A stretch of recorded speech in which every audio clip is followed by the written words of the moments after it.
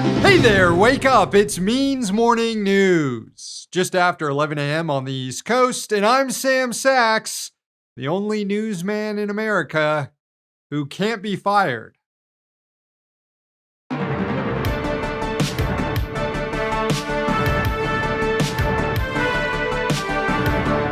And we begin here in the United States, where over the weekend, football stadiums full of people observed a moment of silence for a dead fascist. Ahead of kickoff, a majority of NFL teams on Sunday memorialized Charlie Kirk, who was gunned down last week in Utah, an odd tribute for someone who was a white supremacist and once called for children to watch public executions. But this is the NFL, so conservative media was actually upset that more teams didn't go along with the farce. The Lions, Colts, Vikings, Steelers, and Ravens did not honor Kirk, nor did J.D. Vance's Cincinnati Bengals. The teams that did not do a moment of silence, by the way, had a winning record, 4-2. The teams that did have a moment of silence had a losing record. Interpret that however you want. Since assuming power, the second Trump administration has aggressively tried to consolidate that power by purging what it perceived to be left-wing political enemies from the government. Now, in the wake of Charlie Kirk's killing, the White House wants to go further and purge the left from civil society altogether, even though, as of right now, there's no evidence that the left had anything to do with Kirk's killing. The suspected assassin is in custody, a man named Tyler Robinson. He appears to be an extremely online gamer with an irony-poisoned brain and incoherent politics, a profile that's becoming more and more common among school shooters as well. But that hasn't stopped right-wing propagandists, including government officials, from pinning the blame for the shooting on the left, and the transgender community in particular. Even before anyone was in custody without any evidence, the right claimed Kirk was killed by trans violence. Congresswoman Nancy Mace said the shooter was trans or pro-trans. The Wall Street Journal published a story that it later had to retract, claiming that there were pro-trans markings etched into the bullet casings from the recovered rifle. Since the arrest of Robinson, who does not appear to be trans, the right has shifted its focus to an alleged relationship Robinson had, or may have had, with someone, maybe his roommate, who one person said was possibly transitioning. It's all pretty muddled, but Kash Patel's FBI is working hard to manufacture that trans motive behind the scenes. President Trump's muse, Laura Loomer, posted, quote, "It's being reported that Tyler Robinson, the man who assassinated Charlie Kirk, was living with his transgender boyfriend who is transitioning to a woman. Trans people are a national security threat. Their movement needs to be classified as a terrorist organization immediately." Later, Loomer tweeted, quote, "This is President Trump's chance to rid America of the trans movement." Members of the administration haven't explicitly called for that yet, but they are previewing how they intend to attack the left broadly. Since Vice President J.D. Vance doesn't have a real job, he guest hosted Charlie Kirk's podcast on Monday and interviewed his colleague in the White House, Stephen Miller. Take a look. We are going to channel all of the anger that we have over the organized campaign that led to this assassination to uproot and dismantle these terrorist networks. The organized doxing campaigns, the organized riots, the organized street violence, the organized campaigns of dehumanization, vilification, posting people's addresses, combining that with messaging that's designed to trigger and incite violence, and the actual organized cells that carry out and facilitate the violence. It is a vast domestic terror movement. And with God as my witness, we are going to use every resource we have at the Department of Justice, Homeland Security, and throughout this government to identify, disrupt, dismantle, and destroy these networks and make America safe again for the American people. It will happen, and we will do it in Charlie's name. These guys claim it's a form of violent terrorism to call them fascists, but they just keep acting like fascists. The New York Times reported, quote, two senior administration officials who spoke on the condition of anonymity to describe internal planning said that cabinet secretaries and federal department heads were working to identify organizations that funded or supported violence against conservatives. The goal, they said, was to categorize as domestic terrorism left-wing activity that they said led to violence. As for what this might look like, speaking at the White House on Monday, Trump called for racketeering charges to be brought against members of the anti-war group Code Pink, who recently protested him while he was out to dinner in D.C. You can see they're professional agitators. I had one the other night. I had 4 the other night, all in one group, total phonies. I started to scream when I got into a restaurant, oh, something with Palestine. She was a paid agitator. And you have a lot of them. And I've asked Pam to look into that in terms of RICO, bringing RICO cases against the criminal RICO, because they should be put in jail. What they're doing to this country is really subversive. Jail time for inconveniencing the dinner of the president who is currently supporting a genocide. During his podcast hosting gig, Vance claimed that the campaign against the left is justified by the fact that the left commits way more political violence than the right, which is just not true at all. And while our side of the aisle certainly has its crazies, it is a statistical fact that most of the lunatics in American politics today are proud members of the far left. Yeah, actually not a fact at all. At all. Study after study has shown significantly more violence coming from the right than the left over the last few decades. The conservative Cato Institute examined politically motivated murders in the U.S. since 1975, excluding 9/11. It found that right-wing violence accounts for 63% of all deaths, left-wing violence, only 10%. And as reported by Jason Palladino last week, the Department of Justice suppressed an internal study that proved right-wing violence is more prevalent than other political violence. This is what the study found, quote, since 1990, far-right extremists have committed far more ideologically motivated homicides than far-left or radical Islamist extremists, including 227 events that took more than 520 lives. In the same period, far-left extremists committed 42 ideologically motivated attacks that took 78 lives. So the vice president either doesn't know what he's talking about or he's straight up lying. As White House lawyers figured out how to bring RICO charges against every left-winger in the U.S., members of the Trump administration are, for now, focusing on just getting a bunch of people fired for not properly mourning Charlie Kirk's death. Here's the vice president again. So when you see someone celebrating Charlie's murder, call them out. And hell, call their employer. We don't believe in political violence, but we do believe in civility. And there is no civility in the celebration of political assassination. Get involved, get involved, get involved. A few months ago, Vance was lecturing Europe about free speech. Now he's leading a campaign to have Americans fired for cracking jokes online that he doesn't like. And he's not the only one. Secretary of Transportation Sean Duffy demanded that airline pilots get fired for not showing the proper respect after Kirk's death, including one American Airlines pilot who posted on Facebook, quote, well, hey, Charlie, sorry you got shot in your fat fucking forehead. It was just the cost of our liberty, thoughts, and prayers. Which I'll admit is wrong. That is very wrong. Kirk was shot in the neck, not his giant forehead. That pilot was suspended. He's one of several airline workers punished for posting about Kirk's death. Dropsite compiled a list of 60-plus people who've been fired, suspended, or investigated over comments about Kirk deemed by the right to be unacceptable, including comments that didn't joke about or glorify the murder, but simply weren't mournful enough, or reference Kirk's previous incendiary rhetoric, like the firings of Washington Post columnist Karen Attiah and MSNBC contributor Matthew Dowd. And already there are reports of mistaken identification in people being harassed or fired for not posting about Charlie Kirk at all.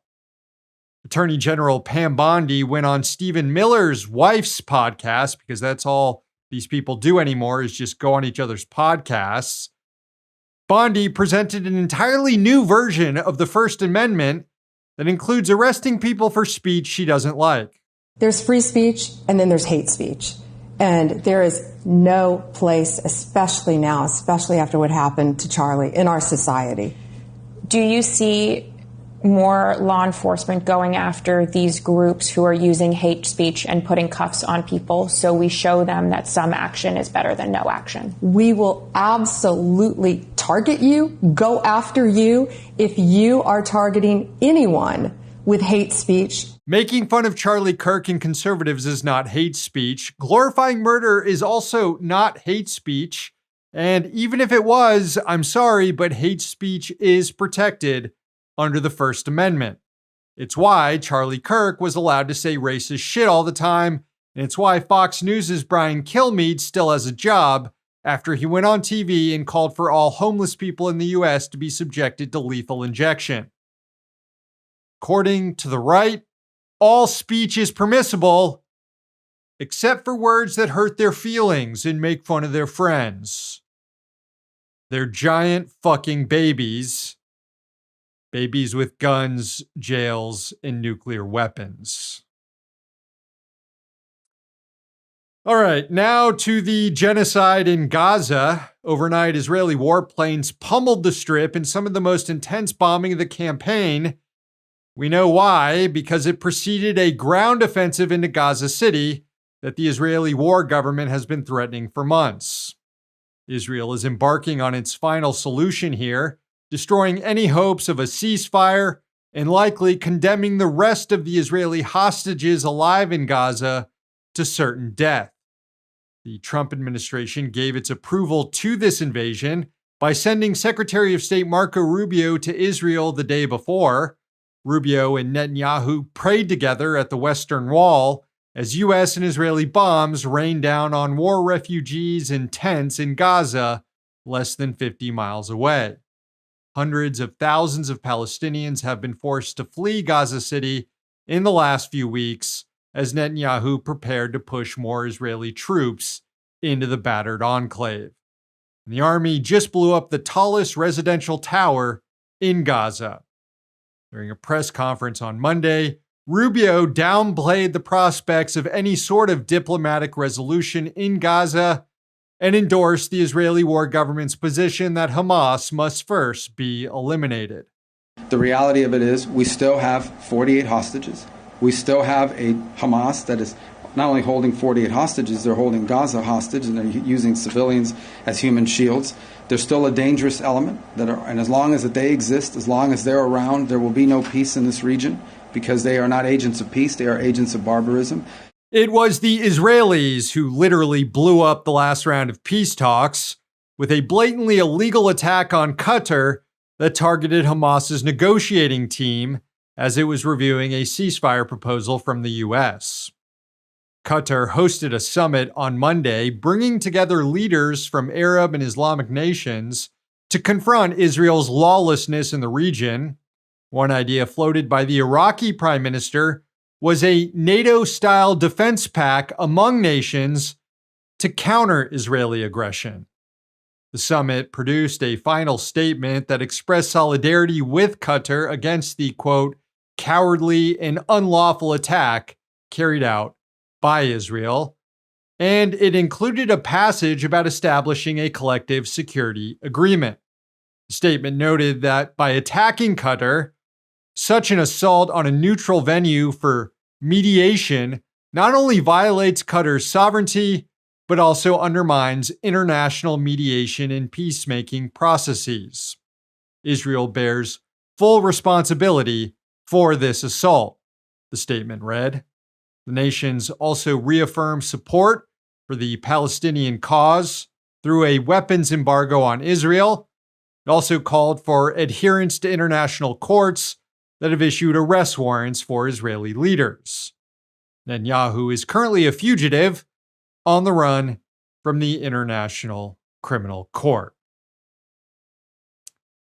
And finally, Israel's ongoing participation in cultural exchange around the world is being challenged by artists and sports fans who are using whatever power they have to try to end the genocide in Gaza. A number of nations have vowed to boycott the next Eurovision contest if Israel is allowed to participate in it while the genocide continues. For reference, Russia was kicked out of the competition for invading Ukraine, so there is a precedent here. Israel, for now, is saying it plans to remain in Eurovision. Broadcasters in Ireland, the Netherlands, and Slovenia said they would boycott the event if Israel is involved. Belgium and Spain have also spoken critically about the apartheid state's participation. Spain's Prime Minister Pedro Sanchez also voiced support for banning Israel from international sporting competitions, something that was also done to Russia after the invasion of Ukraine. Mass protests in Spain over the weekend shut down a bike race that involved Israeli athletes. Sanchez has also come out in support of a weapons embargo on Israel. Meanwhile, in the United States, the Emmys were held on Sunday night. Actor Javier Bardem showed up to the event in a keffiyeh and spoke forcefully against the genocide in Gaza and made a commitment to not work with any companies or organizations that perpetuate it or profit off it. Take a look. Here I am today denouncing the genocide in Gaza. I'm talking about the IAGS, which is the International Association of Genocide Scholars, who study thoroughly genocide and has declared it is a genocide. And that's why we ask for a commercial and diplomatic blockade and also sanctions on Israel to stop the genocide, free Palestine. If you find out a company that you're going to go into business with is in business with Israel, what do you do? I won't work. I cannot work with somebody that's justify or support the genocide. I can't. Later, during the awards ceremony, Hacks star Hannah Einbinder won the award for Best Supporting Actress in a Comedy, and she also spoke out for Palestinians and others losing their rights. I just want to say, finally, go Birds, and free Palestine. Thank you. Hey, 2 out of 3 is not bad, Hannah. But really, even though it shouldn't be considered brave to speak out against a freaking genocide, we're living in a sick society right now in which it is very much a brave thing to do, especially in Hollywood, as is evident by the backlash Hannah received immediately from Zionists. This is the sort of stuff that just a few years ago would cost an actress their job, but is only now becoming slightly more acceptable as the horrors of the genocide in Gaza and the wickedness of the Netanyahu government grow more impossible to ignore. This isn't the first time Hannah has publicly condemned what's happening in Gaza. She did so in March, too, when she won an award from the Human Rights Campaign. After her Emmy speech, Hannah elaborated on her statement with reporters. It is my obligation as a Jewish person to distinguish Jews from the state of Israel because our religion and our culture is such an important and long-standing, basically like institution that is really separate to this sort of ethno-nationalist state. Uh-oh, Hannah. You know what this means. You just got officially uninvited to Jerry Seinfeld's Seder next year. I've been told that Hannah might be a part of the MMN viewing community. And if that's true, I'll just say on behalf of the entire team, we're honored. And you can come to our Seder.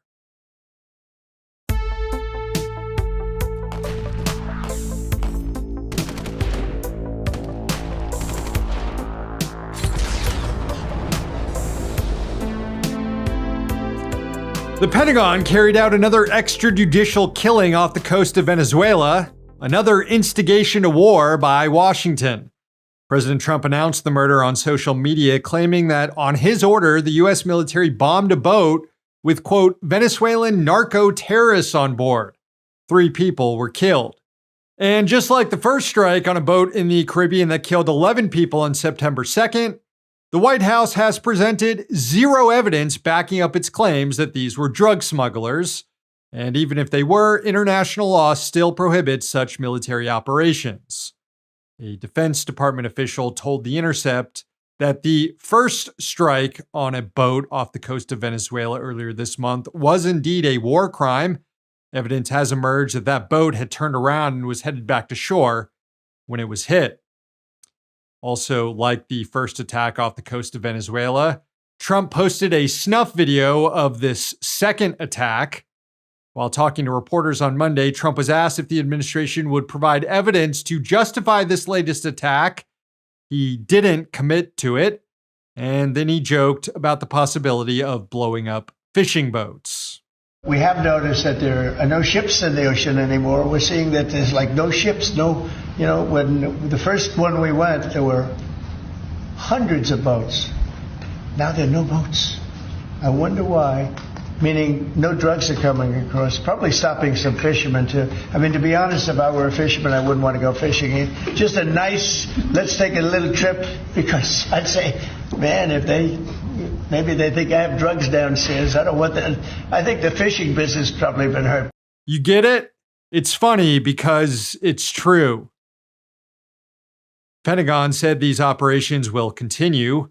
Over the weekend, Trump attempted to justify the aggression by claiming that drugs from Venezuela killed 300 million people. So what's illegal are the drugs that were on the boat and the drugs that are being sent into our country, and the fact that 300 million people died last year from drugs. That's what's illegal. 300 million people, huh? That would be big if true. Not sure how Trump thinks he can win a war in Venezuela when almost the entirety of the U.S. population was wiped out by drugs last year. Allegedly.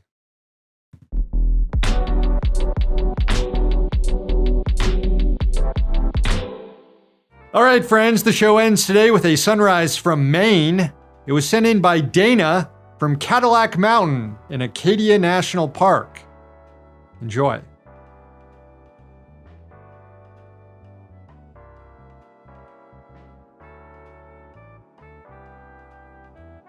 Thanks, Dana. That's the show. Thanks for watching, and thanks to the team behind the scenes. Find more MMN at means.tv. We also have a YouTube and podcast channel, and you can find us on Twitter, Instagram, and Blue Sky. One day, capitalism will fall. Until then, we'll be right here. See you tomorrow.